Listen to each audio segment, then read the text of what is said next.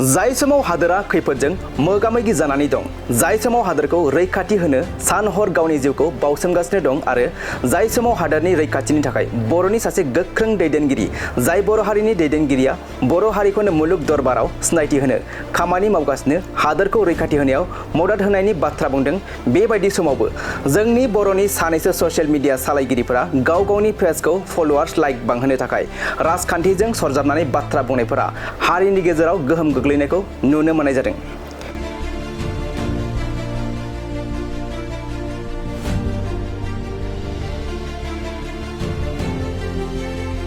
बे समाव मख'नो नांगोन दि पहलगामाव उदखारिफोरा भारतारिफोरखौ धोरोम सोङै सोङै जिउ फोजोबनाय जादोंमोन आरो बेनि फिननायखौ अपारेशन सिन्दुर गेजेरजों भारतारि रौनिया हान्जाया पाकिस्तानखौ गोख्रों फिननाय होगासिनो दं आरो बेखौ नोजोर होनानैनो दुलाराय बर' फरायसा आफादनि आफादगिरि दिपेन बर' बिथाङा भारतारि रौनिया हान्जाखौ मदद होनो थाखाय गोनांथि जायोब्ला बिटिआरनि लाइमोनफोरखौ 10,000 दावहानि थाखाय दैथायहरनायनि बाथ्रा बुंदों आरो आसाम रायजोनि खौरां बिजों प्रतिदिन टाइमनि कमेन्टखौ नायोब्ला 100% सुबुंफोरानो मदद होनायखौ नुनो मोननाय जादों।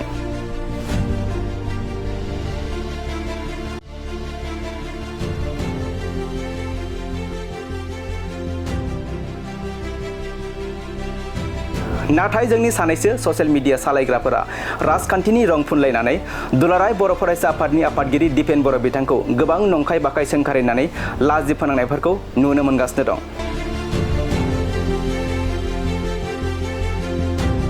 थारैनो दिनैनि समाव बुंनांगोन दि एबा सोंथि सिखारोदि मानो मोनफ्रोमबो बाथ्रायाव राजखान्थिजोंल' नोजोर होग्रा जाखो, मोनफ्रोमबो बिथिङाव राजखान्थिजों लोब्बा खालामनानै बाथ्रा बुंग्रा जाखो।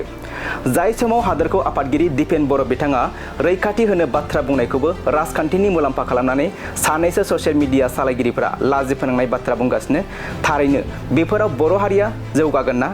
जायखिजाया बिथिङावनो राजखान्थि बाहायनानै सोरखौबा गादबनो नागिरनाय, राजखान्थि बाहायनानै सोरखौबा फोजोबस्रांनो नागिरनायाव बर' हारिया जौगागोन ना उनफिनगोन? सोंनायनि फिननाया नोंथांनि आखायाव।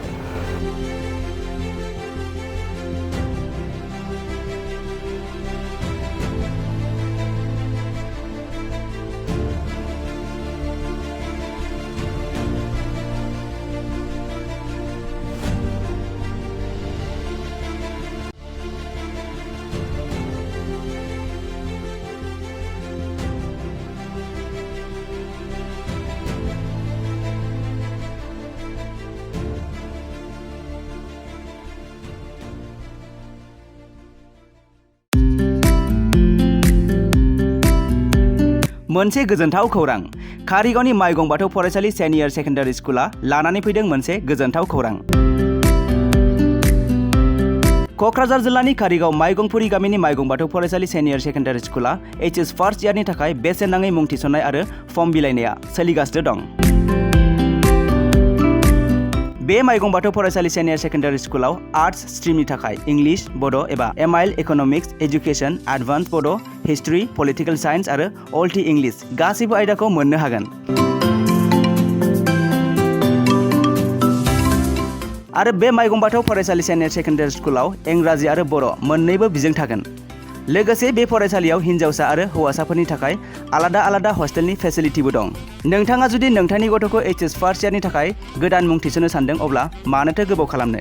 थाबैनो बे माइगं बाथौ फरायसालि सिनियर सेकेन्डारि स्कुलाव बेसेन होनाङा जासे मुं थिसनहैदो। आबुङै मिथिनो थाखाय 8011394710 एबा 8133845456 नङाब्ला 7638023455 नैबे जानबुं नाम्बाराव फन खालामना खौरां लाहरनो हागोन।